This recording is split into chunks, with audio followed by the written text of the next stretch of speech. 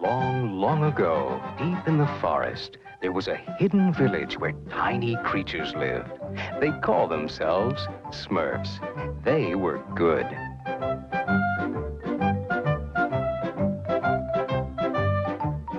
Then there was Gargamel, the evil wizard. He was bad. Oh, I hate Smurfs. I'll get you. I'll get all of you if it's the last thing I ever do. Oh, I'll get you. I'll find your village someday. You'll be sorry. Well, the forest is still there, and if you listen, you may hear Gargamel's rage. And if you are good, you may just catch a glimpse of the Smurfs. If you were a kid growing up in the 1950s or a kid growing up in the 1980s and 1990s, chances are you probably read this comic or watched this show, The Smurfs. You know, the little blue things with the hats. And the show started out as a comic. Well, it started out as a comic, but it's been adapted to many TV shows and movies, including the live-action / animated ones. But with the new fully animated one coming out this year, I thought this would be appropriate to talk about. So without further ado, let's begin.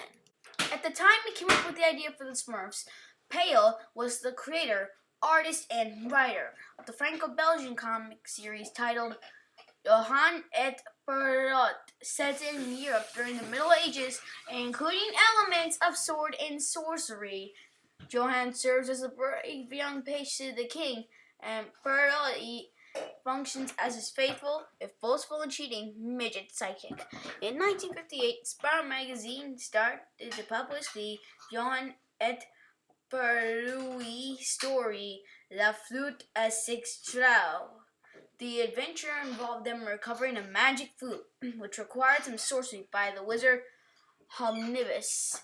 In this manner, they met a tiny blue-skinned humanoid in white clothing called a Strumpf, followed by his numerous peers who looked just like him, with an elderly leader who wore red clothing and had a white beard. Their first full appearance was published in Spirou on October 23rd, 1958.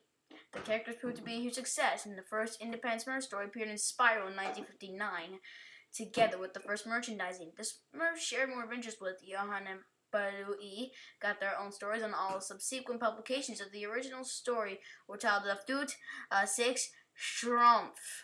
Strumpf is pronounced like the German word Strumpf, meaning sock. However, according to Peo, original author of the original Smurfs comic strip, the original term in the accompanying language of the Smurfs came during a meal he was having with his colleague and friend Andre Franquin at the Belgian coast. Having momentarily forgotten the word salt, Peo asked him in French to pass the Strumpf.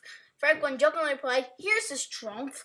When you're done strumpfing, strumpf it back," and the two spent the rest of that weekend speaking in Strumpf language. The name was later translated into Dutch as Smurf, which was adopted in English. In 1965, a black and white 87 anime film called The Adventure de Strumpf was released in theaters in Belgium. It consisted of 5 short cartoons made in the previous years for broadcasting on Walloon TV. German copies and copies with Dutch subtitles are known to exist. Stories were based on existing Smurf stories like the Black Smurfs and the Smurfs and the Egg, and were created by writer Maurice Rosy and artist Eddie Rissac for the small Dupuy Animation Studios. In total, 10 animated shorts were created between 1961 and 1967, the first series in black and white, and the later ones in color.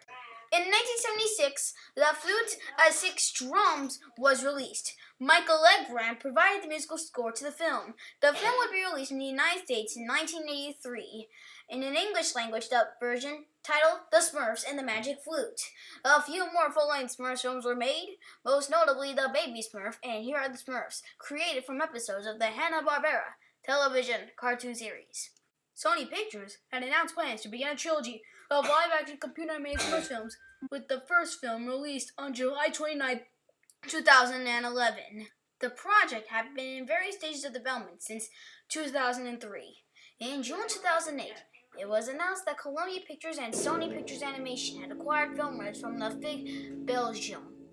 Jordan Kerner produced the film, with the screenwriters including Trek 2 and Trek the Third screenwriters J. David Stem and David N. Wise. The film stars Jonathan Winters as Papa Smurf, Katy Perry as Smurfette, George Lopez as Grouchy Smurf, Gary Basaraba as Hefty Smurf, John Oliver as Vanity Smurf, Alan Cumming as Gutsy Smurf, Paul Rubens as Jokey Smurf, Hank Azaria as Gargamel, Neil Patrick Harris as Patrick Winslow, and Jayma Mays as Grace Winslow, a couple in New York who helped the Smurfs get back to their village. It was suggested that Quentin Tarantino would play Vanity Smurf, but this quote-unquote didn't work out, so Fred Armisen voices Brainy instead. A CGI/traditionally animated mini-film titled The Smurfs: A Christmas Carol was released on December 2nd, 2011 on the Smurfs DVD and Blu-ray. A sequel to The Smurfs titled The Smurfs 2 was released on July 31st, 2013. A fully animated Smurfs reboot film, Smurfs: The Lost Village, will be released on April 7th, 2017, with Demi Lovato as Smurfette. The Smurfs secured their place in North American pop culture in 1981, when the Saturday morning cartoon series The Smurfs, produced by Hanna-Barbera Productions in association with SEPP International SARL, aired on NBC from September 12, 1981 to December 2nd, 1989. The show continued to air on the USA Network until 1993, and on Cartoon Network until 2003. The Smurfs is still broadcast on the Boomerang station throughout the United States. The show became a major success for NBC, spawning spin-off television specials on an almost yearly basis. The Smurfs was nominated multiple times for Daytime Emmy Awards and won Outstanding Children's Entertainment Series in 1982 to 1983.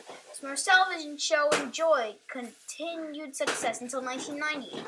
When, nearly after a decade of success, NBC canceled due to decreasing ratings and plans to extend their Today Morning Show franchise to create a Saturday edition, while they did not do so until 1992. The decreased ratings were the result of the network changing the format of the show, resulting in the final season featuring regular time travel with only a few Smurfs. In the TV series, many classical masterpieces are used as background music during the episodes, among them Franz Schubert's Unfinished Symphony, Edvard Grieg's Peer Gynt, and Modest Mussorgsky's Pictures at an Exhibition. Viewings of the show are played on the Cartoon Network sister channel, Boomerang. The Smurfs was named the 97th best animated series by IGN. They called it Kitty Cocaine for people growing up during the 1980s.